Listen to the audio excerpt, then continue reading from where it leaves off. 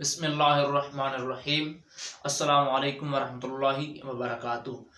جی کئی بعض حضرات جو ہیں وہ یہ کہتے ہیں کہ شب برات کی کوئی اہمیت، کوئی حقیقت، کوئی فضیلت نہیں ہے۔ کئی سپیکرز، کئی اسکالرز اور کئی خطیب مبلغ حضرات جو ہیں وہ یہ بے دھڑک کہہ دیتے ہیں کہ دیکھیں کہ شب برات کی کوئی اہمیت نہیں ہے، کوئی فضیلت نہیں ہے، کوئی حقیقت نہیں ہے۔ تو اس حوالے سے میں عرض کروں گا سیاستہ شریف کی معتبر کتاب سنن ترمذی شریف، امام ترمذی علیہ رحمہ نے یہ 15 شعبان کی جو رات ہے شب برات جسے ہم کہتے ہیں، تو اس رات کے حوالے سے آپ نے اپنی کتاب سنن ترمذی شریف کے اندر پورا ایک باب قائم کیا ہے، اور اس باب کا عنوان ہی یہی رکھا ہے۔ آپ لکھتے ہیں باب کا نام، یہ باب جو ہے یہ 39 نمبر باب ہے، اور باب کا نام ہے باب ما جاء فی لیلۃ النصف من شعبان۔ آپ نے شب برات کے حوالے سے پورا ایک اپنی کتاب کے اندر باب قائم کیا ہے، اور آپ حدیث جو ہے روایت کرتے ہیں حضرت ام المؤمنین حضرت عائشہ صدیقہ رضی اللہ تعالی عنہ سے اور حضرت عروہ رضی اللہ تعالی عنہ سے، اور وہ حدیث یہ ہے کہ ان عروہ ان عائشہ رضی اللہ تعالی عنہ قالت فقط رسول اللہ صلی اللہ تعالی علیہ وآلہ وسلم لیلۃ فخرجت فاذا هو بالبقیع۔ توجہ فرمانا، حضرت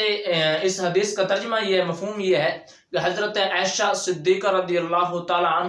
عنہ آپ فرماتی ہیں کہ 15 شعبان کی رات تھی جسے ہم شب برات کہتے ہیں۔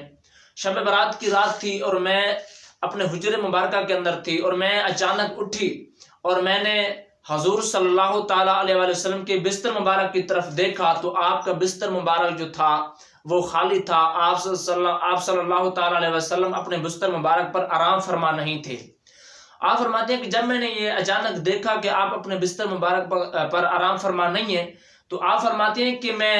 گھر سے نکل پڑی آپ کو تلاش کرنے کے لیے۔ فخرجت، تو آپ فرماتے ہیں کہ میں دوڑ پڑی، گھر سے نکل پڑی آپ کو تلاش کرنے کے لیے،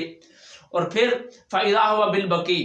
جب میں آپ کو تلاش کرنے کے لیے نکلی تو میں نے آپ صلی اللہ تعالی علیہ وآلہ وسلم کو جنت البقیع میں پایا۔ اب یہاں سے دو باتیں ثابت ہوئیں، ایک تو امام ترمذی علیہ رحمہ کا یہ 15 شعبان کے حوالے سے پورا ایک باب قائم کرنا، اور دوسرا حضرت عائشہ صدیقہ رضی اللہ تعالی عنہ سے آقا کریم صلی اللہ تعالی علیہ وآلہ وسلم کے اس سنت کو بیان کرنا کہ اس رات میرے مصطفیٰ کریم آقا صلی اللہ تعالی علیہ وآلہ وسلم کا اٹھ کر جانا، عبادت کرنا، یہ میرے مصطفیٰ کی سنت ہے، یہ اس چیز کو بیان کرنا۔ اور اچھا یہاں پر ایک یہ صرف عبادت نہیں، یہاں پر میں ایک اور بھی بات عرض کر دوں۔ میرے مصطفیٰ کریم آقا صلی اللہ تعالی علیہ وآلہ وسلم اس رات قبرستان تشریف لے گئے۔ یہاں پر ایک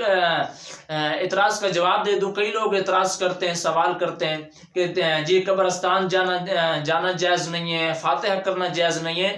تو یہاں سے یہ بھی ثابت ہو رہا ہے کہ میرے مصطفیٰ کریم آقا صلی اللہ تعالی علیہ وآلہ وسلم قبرستان تشریف لے گئے، یہ قبرستان جانا بھی یہ میرے مصطفیٰ کی سنت ہے، اور اس رات عبادت کرنا یہ میرے مصطفیٰ کی سنت سے ثابت ہے، جس کو بیان کیا امام ترمذی علیہ رحمہ نے اس باب کی اس حدیث مبارکہ سے جو ثابت کیا آپ نے۔ اچھا آگے جب آپ وہاں پر پہنچی تو میرے مصطفیٰ کریم آقا صلی اللہ تعالی علیہ وآلہ وسلم نے ارشاد فرمایا اکنتی تخافین ان یحیف اللہ علیک ورسولہ، اے عائشہ تمہارا کیا گمان ہے کہ اللہ اور اس کا رسول تمہاری حق تلفی کریں گے۔ اچھا اب حضرت عائشہ صدیقہ رضی اللہ تعالی عنہ کے دل میں ایک گمان گزرا تھا، دل میں ایک خیال آیا تھا، وہ خیال بھی آگے ذکر کرتی ہیں کہ قلت یا رسول اللہ صلی اللہ علیہ وسلم انی ظننت انک اتیت بعد سائق۔ آپ فرماتے ہیں کہ میرے دل میں یہ خیال میں یہ گمان آیا تھا کہ اس دن جو باری تھی وہ حضرت عائشہ صدیقہ رضی اللہ تعالیٰ عنہ کی تھی، تو آپ کے دل میں یہ گمان آیا کہ آپ کسی اور زوجہ مطہرہ کے حجر مبارکہ میں آپ تشریف نہ لے گئے ہوں، بتقاضۂ بشریت آپ کے یہ دل کے اندر یہ خیال گزرا،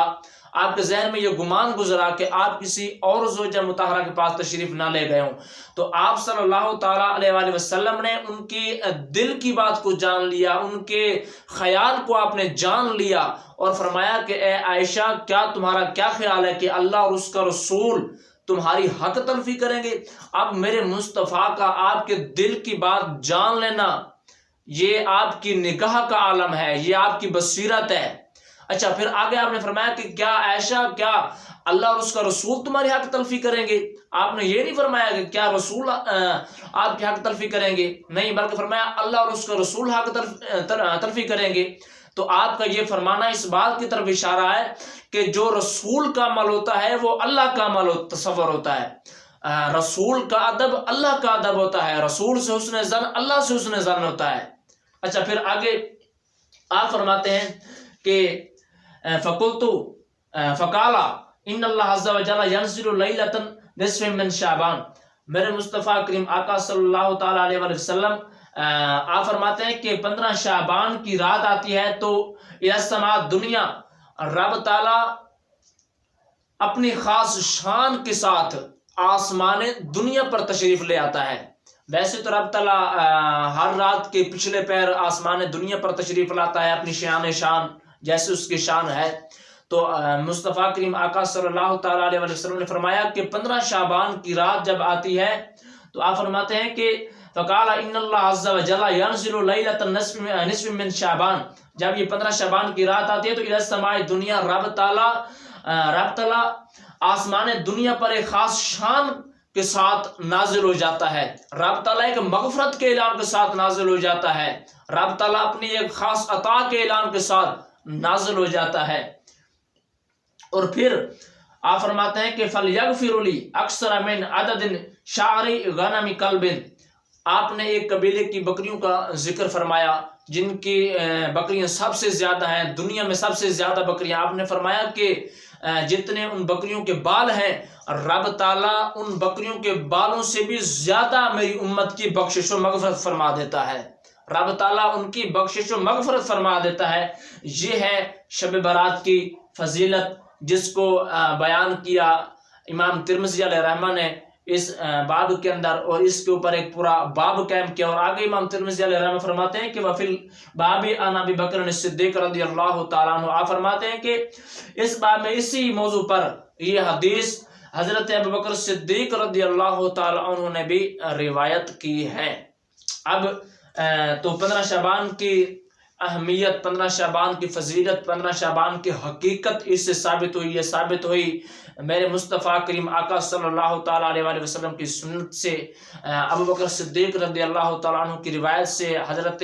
ام المؤمنین حضرت عائشہ صدیقہ رضی اللہ تعالیٰ عنہا کے روایت سے یہ اس شب برات کی فضیلت، اہمیت، حقیقت جو ہے یہ ثابت ہے۔ تو اس رات کے اندر بہت زیادہ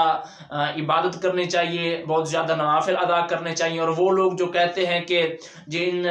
اس کی کوئی اہمیت و فضیلت نہیں ہے، وہ بے دھڑک یہ بیان کر دیتے ہیں کہ اس کی کوئی حقیقت نہیں ہے، تو انہیں توجہ کرنی چاہیے۔ یہ حدیث پاک، یہ امام ترمذی علیہ رحمہ نے اس کے اوپر پورا ایک باب قائم کیا ہے، تو یہ پڑھنا چاہیے۔ تو اس رات، یہ بابرکت رات جو ہے، یہ فضیلت والی رات جو ہے، اس رات ہمیں زیادہ سے زیادہ استغفار کرنے کی، توبہ استغفار کرتے رہنا چاہیے، اور زیادہ سے زیادہ رب تعالیٰ کی عبادت کرنی چاہیے۔ تو رب تعالیٰ سے دعا ہے کہ ہمیں غلامی مصطفیٰ میں زندہ رکھے اور غلامی مصطفیٰ میں موت نصیب فرمائے۔ تو میں آپ تمام احباب سے یہ گزارش بھی کروں گا کہ آپ ہمارے اس چینل کو ضرور سبسکرائب بھی کریں۔ غلامی رب تعالیٰ ہم سب کو زندہ رکھے اور غلامی مصطفیٰ میں موت نصیب فرمائے۔ وآخر دعوایا ان الحمد للہ رب العالمین۔